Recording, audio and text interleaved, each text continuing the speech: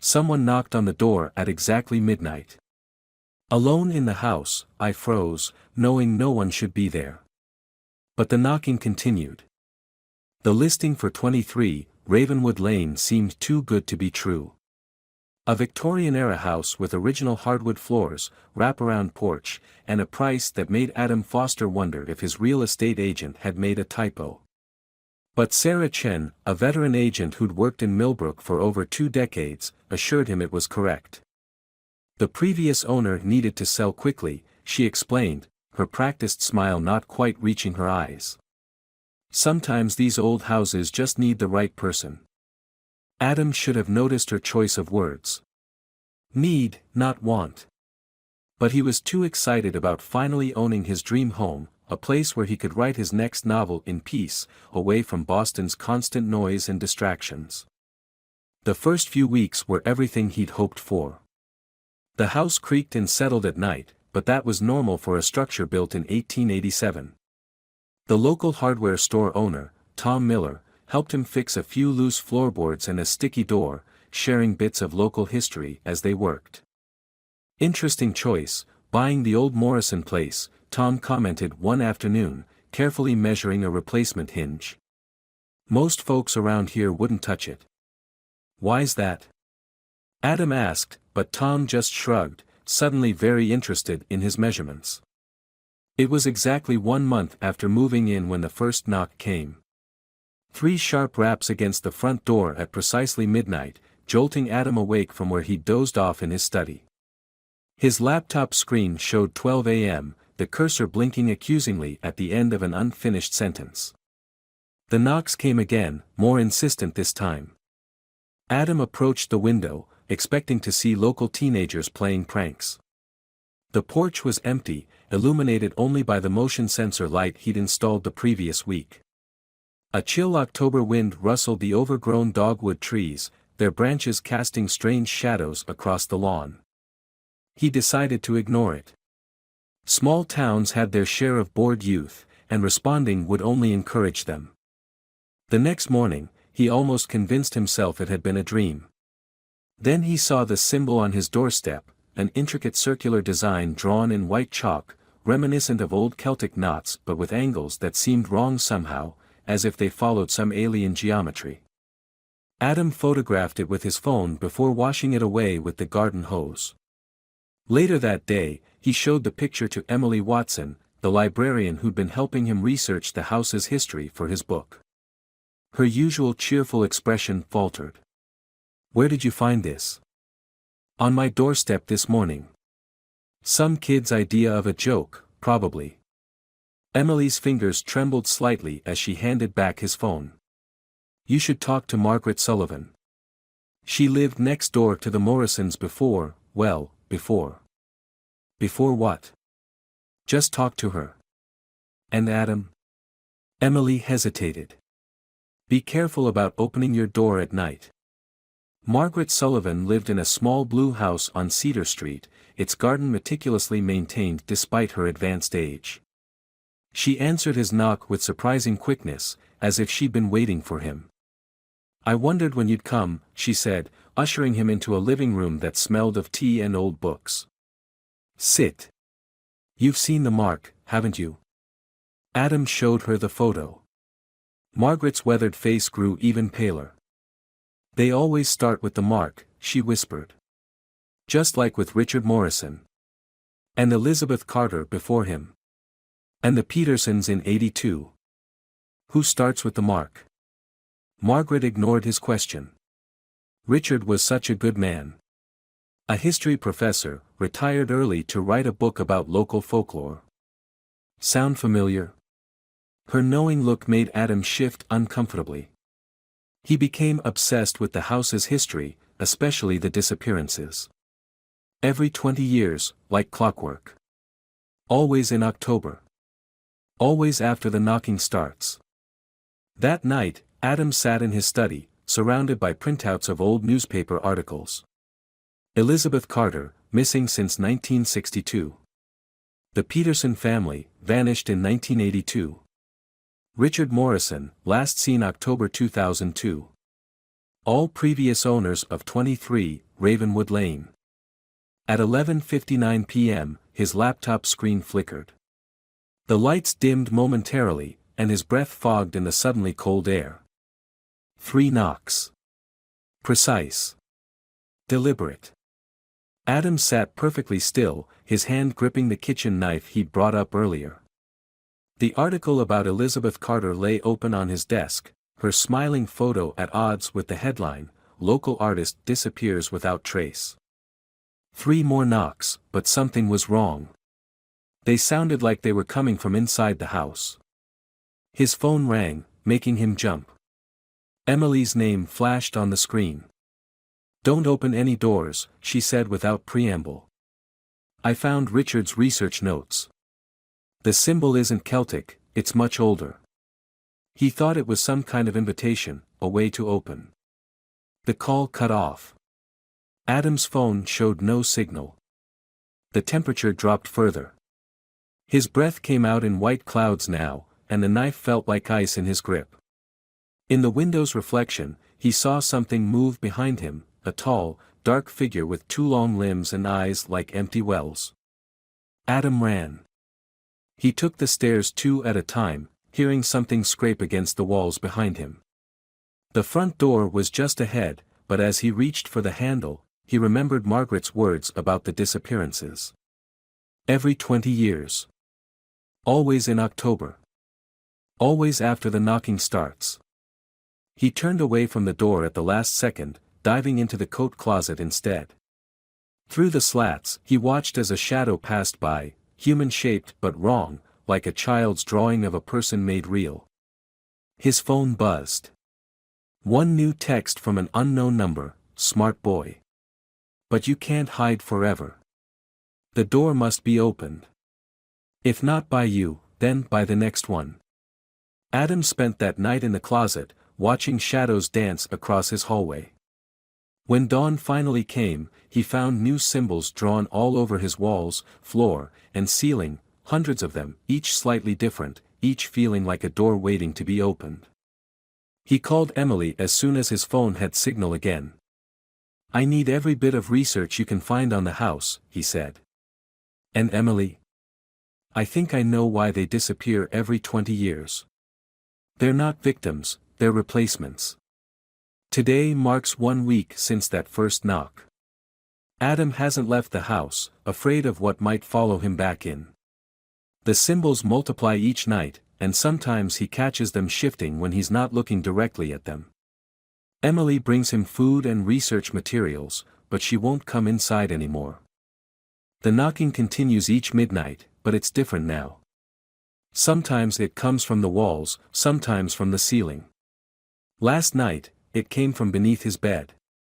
Adam spends his days studying Richard's notes, trying to understand the patterns. The symbols aren't just doors, they're a language. And slowly, terrifyingly, he's beginning to understand what they're saying. He knows he should leave. Burn the house down. Run as far as he can. But now, when he looks in the mirror, he sees something different in his own eyes. Something old. Something patient.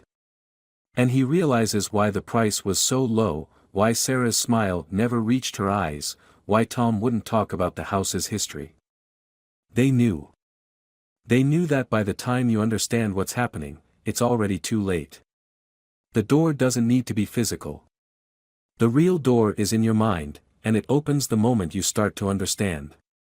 Adam sits at his desk, watching the sunset paint his study walls in shades of blood and gold. His laptop screen shows a half-finished email to his publisher.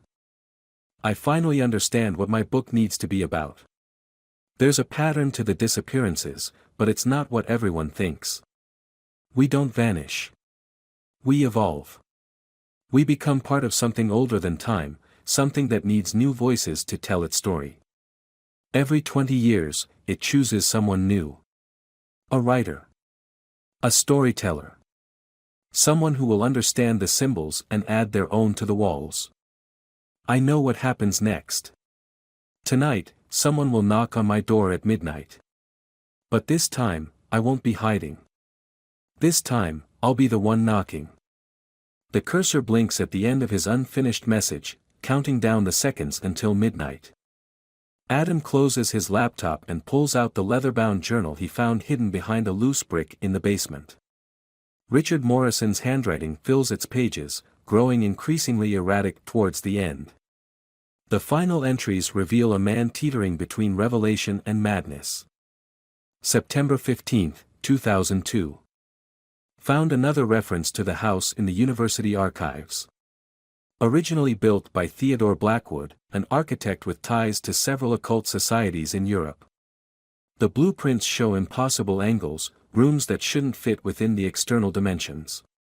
Elizabeth Carter noticed it too. Her paintings from 1962 showed distorted perspectives of the house's interior. She understood something about its geometry that others missed. September 28, 2002. The symbols are a map. Not of physical space, but of something else.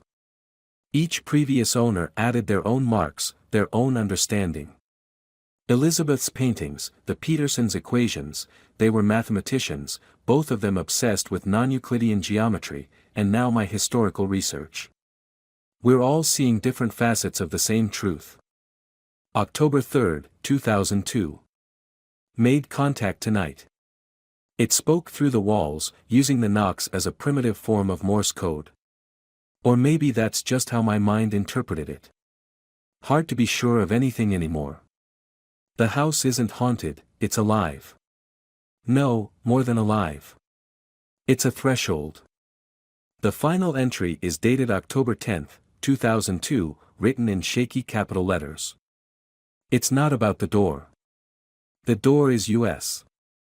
We are the way through. Adam sets down the journal and retrieves Emily's latest research findings from his messenger bag.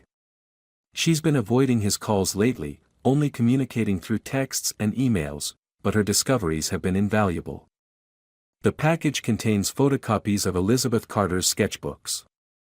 The artist's early drawings show the house from different angles, each perfectly normal. But as the dates progress, the perspectives begin to shift. Windows appear where there shouldn't be any. Staircases loop impossibly. The final sketch shows the house as a complex geometric pattern, the same pattern that now covers Adam's walls. Below that is a newspaper clipping from 1982, interviewing David Peterson about his wife Marie's theoretical mathematics work. She's discovered something revolutionary about spatial geometry, he said. The house somehow proves her equations. They both disappeared 3 days later. Adam spreads the documents across his desk, seeing connections he'd missed before. Theodore Blackwood hadn't just built a house, he'd created a puzzle box, a riddle written in architecture.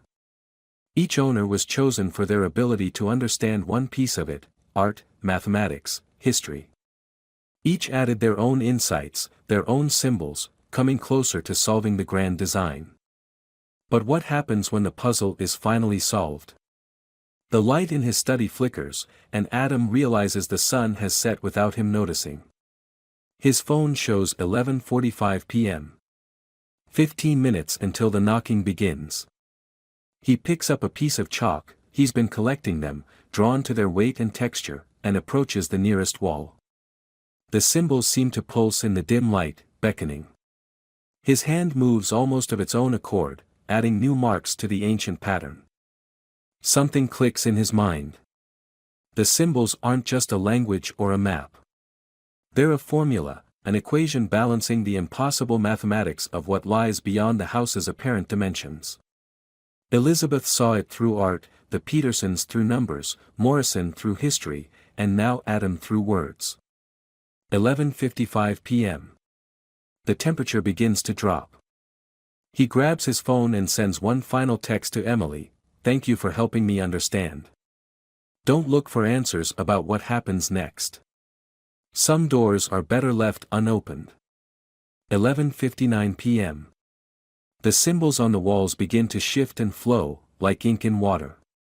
Midnight strikes. 3 knocks echo through the house, but Adam doesn't flinch. He knows now that the sound isn't coming from any physical door. It's coming from everywhere, and nowhere. He raises his hand to knock back. The response is immediate. The walls ripple like disturbed water, and Adam feels a shift in the air, not just a temperature change, but a fundamental alteration in the fabric of reality around him. The symbols on the walls begin to move with purpose now, forming new patterns, telling new stories. In that moment, fragments of memory cascade through his mind, conversations he'd dismissed, details he'd overlooked. Sarah Chen's voice from that first house showing, the study has some unique features. Mr. Morrison was particularly interested in the acoustics. She'd tapped the wall, and Adam now remembers how the sound had resonated strangely, as if traveling through more space than should have existed. Tom Miller's offhand comment while fixing the floorboards, "Strangest thing, every measurement I take in this house comes out different. Been that way since I was a kid helping my dad with repairs." Margaret Sullivan's warnings took on new meaning. The house doesn't just change people, Adam. It prepares them. Each owner sees what they're ready to see, understands what they're capable of understanding. Even Emily's research had breadcrumbs he'd missed. Theodore Blackwood's architectural firm had built other houses across New England, each one sold to a specific type of person, artists, mathematicians, scholars. But only the Ravenwood house remained standing. The others had been destroyed in mysterious accidents or demolished by their owners. Adam pulls out his phone and opens his photo gallery. He begins swiping through pictures of the house he'd taken since moving in, and his breath catches. In each subsequent photo, the house looks subtly different. Windows have shifted position. The angle of the roof has changed. Even the color of the wood seems to vary, not from lighting but as if the house itself is slowly transforming. His finger hovers over the delete button, but he stops. Instead, he forwards the entire album to Emily with a message: "The house isn't just alive. It's evolving. Each owner is part of its metamorphosis." The symbols on the walls are moving faster now, swirling like leaves in an autumn wind. Adam realizes he can read them as easily as English, understanding their meaning on a level deeper than language. They tell the story of the house, of Theodore Blackwood's grand design, of each owner's contribution to its growth. Blackwood hadn't built a doorway to somewhere else, he'd created a cocoon, a place of transformation. Each disappearance wasn't an ending but an evolution. Elizabeth Carter's art hadn't just depicted the house's impossible geometry, it had helped shape it. The Petersons' mathematical formulas had given it new dimensions to explore. Morrison's historical research had connected it to ancient patterns of power. And now Adam's words would give it voice. His phone buzzes. A text from Emily, found Blackwood's personal diary. "Adam, he built more than just houses. He created wombs for something trying to be born. Stay away from the symbols." But it's too late. The chalk in Adam's hand feels warm, alive. The walls pulse with anticipation. He understands now why the house chose writers, artists, and mathematicians. It needed creativity to grow, imagination to evolve, intelligence to understand its own becoming. The symbols begin to sing, not with sound, but with meaning. They tell of spaces between spaces, of realities folded like origami, of consciousness expanding beyond the limitations of flesh. They whisper of what the house is becoming, of what its chosen occupants become. Another text from Emily: "The other houses were failures. Their occupants weren't ready. But Blackwood kept trying. He believed the right combination of minds would finally achieve what he called the Great Transformation." Adam, I think you're the final piece. The chalk moves across the wall of its own accord now, adding Adam's contribution to the grand pattern. Each stroke feels like he's writing the final chapter of a story that began over a century ago. The house shudders with anticipation. His phone lights up one last time. An unknown number. The message contains just 3 words: "We are ready." Adam looks down at his hands and notices they've become translucent, his skin taking on the same shimmering quality as the symbols on the walls. The transformation has already begun. Soon, He will be more than words, more than flesh, more than the limited being he was when he first walked through the door of 23, Ravenwood Lane. He turns to the nearest wall and begins to write his final message, not with chalk but with pure thought, adding his story to the infinite patterns that cover every surface. As his consciousness expands into the house's impossible geometries, he understands at last. They were never meant to open the door. They were meant to become it. Emily Watson sits in her car outside 23, Ravenwood Lane, her hands trembling as she reads Adam's last text message. The house looks different now, subtly wrong in ways she can't quite define.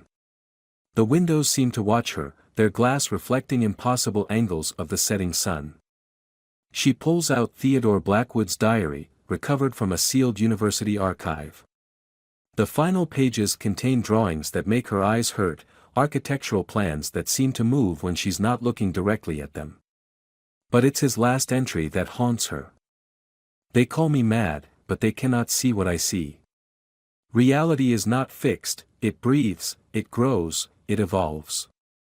These houses are not mere buildings. They are chrysalises. The failures were necessary steps. Each collapse, each demolition, each accident taught me more. But Ravenwood is perfect. It only needs the right sequence of minds to complete its metamorphosis.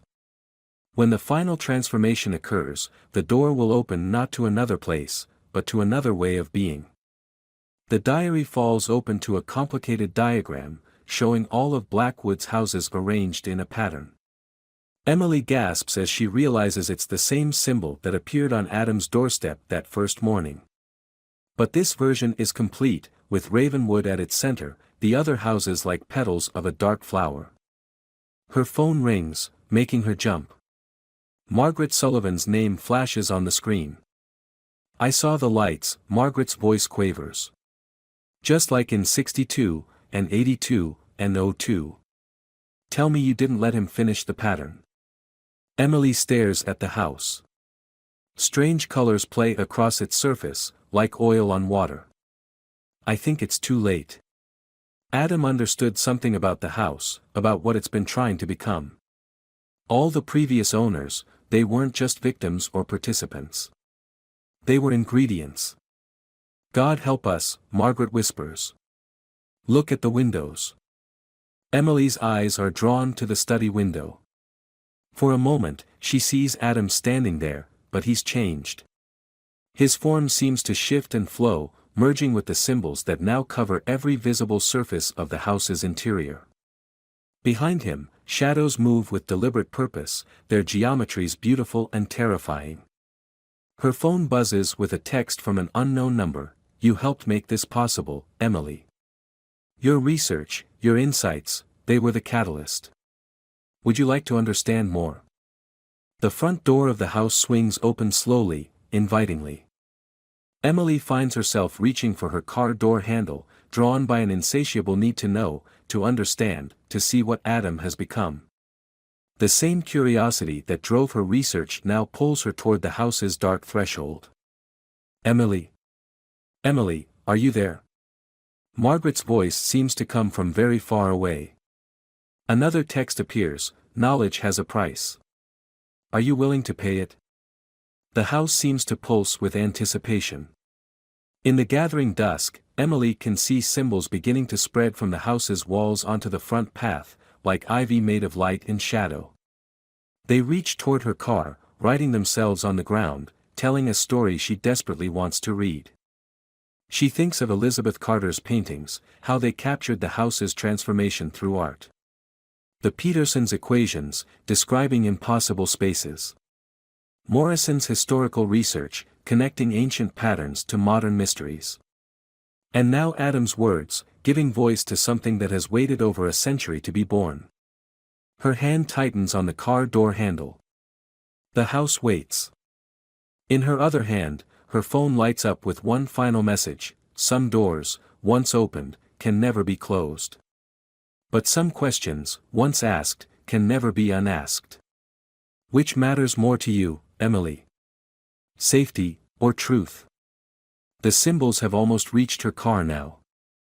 In their flowing patterns, she sees fragments of every mystery she's ever wanted to solve, every secret she's longed to understand. The house offers answers to questions she hasn't even thought to ask yet. Emily Watson, who has spent her life helping others research their mysteries, now faces the ultimate choice: remain an observer of wonders, or become part of one. The sun sets behind 23, Ravenwood Lane, casting long shadows that don't quite match the shapes that cast them. Somewhere inside, past the threshold of conventional reality, Adam's consciousness continues to expand, his words reshaping the very fabric of existence. And in her car, Emily makes her decision. 2 weeks after Emily Watson's disappearance, Sarah Chen parks her real estate agent's car outside 23, Ravenwood Lane. The autumn wind scatters leaves across the freshly mowed lawn. The property maintenance company keeps working, their invoices paid automatically from a trust established by Theodore Blackwood over a century ago. She adjusts her blazer and checks her lipstick in the rearview mirror before retrieving a thick folder from her passenger seat. The house's reflection watches her from her car windows, its angles subtly wrong in ways that make her head hurt if she looks too long. Inside the folder, proof of payment for Adam Foster's outstanding mortgage, settled in full from an anonymous account, deed transfer papers, already processed, though she doesn't remember filing them, and a new listing agreement, typed on her computer, though she doesn't remember writing it. Her phone chimes with a text from an unlisted number: it's time for the next chapter. Sarah has done this before. She remembers showing the house to Richard Morrison, to the Petersons, to Elizabeth Carter. She remembers each time as if it were yesterday, though some of those sales happened before she was born. Memory works differently when you're part of the story. She knows what to look for: writers, artists, mathematicians, people who can see patterns others miss. People who ask the right questions. People who need to understand, no matter the cost. Her phone chimes again. He's coming. A professor of quantum physics with a passion for poetry. Perfect. Sarah straightens her jacket and practices her smile in the mirror. It still doesn't reach her eyes, it never does anymore. But that's part of the story too. A clue for those who know how to read it. In her folder, under the listing papers, she keeps her own copy of Theodore Blackwood's diary. Her version has extra pages that didn't exist in Emily's copy, written in a hand that looks suspiciously like her own. The final entry is still being written, the ink still wet. The house is not just a door or a threshold. It's not even just a storyteller. It's an idea taking form, a thought becoming real. Each transformation brings it closer to completion. Each new mind adds to its complexity. One day, when the pattern is complete, reality itself will transform. The question is not whether this will happen, but who will be there to witness it. Who will be part of the final chapter? A car turns onto Ravenwood Lane, her new client, right on time. Sarah tucks the diary away and steps out of her car, her heels crunching on fallen leaves. Above her, the house's windows flash in the morning sun, their reflections showing rooms that don't exist. Yet. She checks her phone one last time. A new message waits: tell the story well, Sarah. We're all listening. In the trees around the house, symbols begin to appear, faint as morning dew. They write themselves in the frost on her car windows, in the patterns of fallen leaves, in the shadows cast by branches. Soon they'll fade, visible only to those ready to see them. Sarah Chen straightens her shoulders and walks up the path to meet her client. Behind her perfect real estate agent's smile, words flow through her mind like water. Welcome to 23, Ravenwood Lane. The house has been waiting for you. The story is about to begin again.